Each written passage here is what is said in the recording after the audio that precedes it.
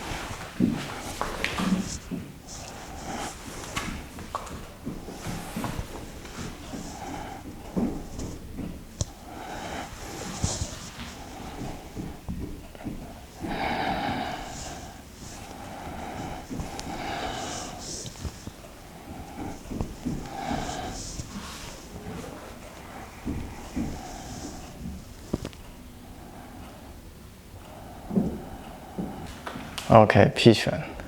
So Xingyi, there are different versions of Xingyi, and the 5/5, I mean, standard in different styles of Xingyi, but they're different. There's differences, right? So Xingyi was originated in Shanxi province of China, okay? And then that's where the original Xingyi came from, okay? And somebody, his name is Farmer Li. He learned from the original Xingyi family, and then he modified it to, make it Xingyi, because before he came to learn from this family, he already has, his martial arts skill that he developed, from doing other traditional martial arts, right? And he came from Hebei province, okay, and then he went to Shanxi province to learn the original Xingyi. And then because he's already very skilled as a martial artist, he just incorporated whatever he knows already into the original Xingyi that he learned, and then modify it, okay? So this is what it looks like. And then from Shanxi province, then later on it spread to Hebei province, where he came from, right? He later on, passed to his hometown, right, in Hebei province. And then when it gets passed down to Hebei province, they modify the 5/5. Okay, so for Pi Quan, for the metal element, they don't do the circles. Okay, they modify it, okay, so that it becomes more like this: 1, 2. 1, 2, 1, 2, different, okay? But originally, it's a circle, okay? It's a circle, and then you need to think about you're holding an axe and you're chopping wood,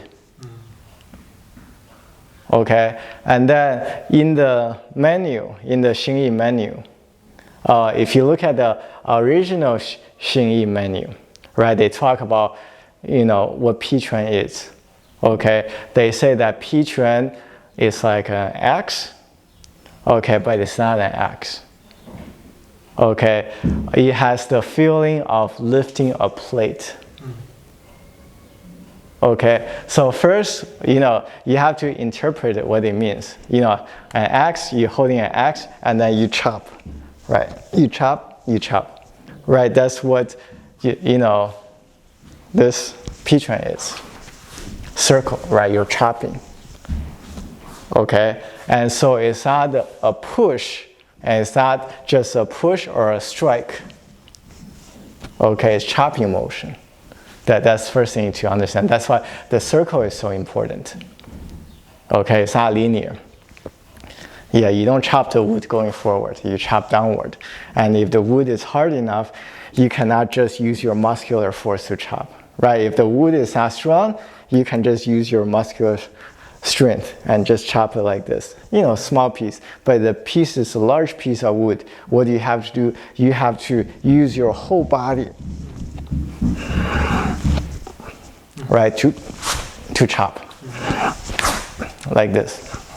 I'm exaggerating a little bit, right? So you need this rising, lifting, and then downward force.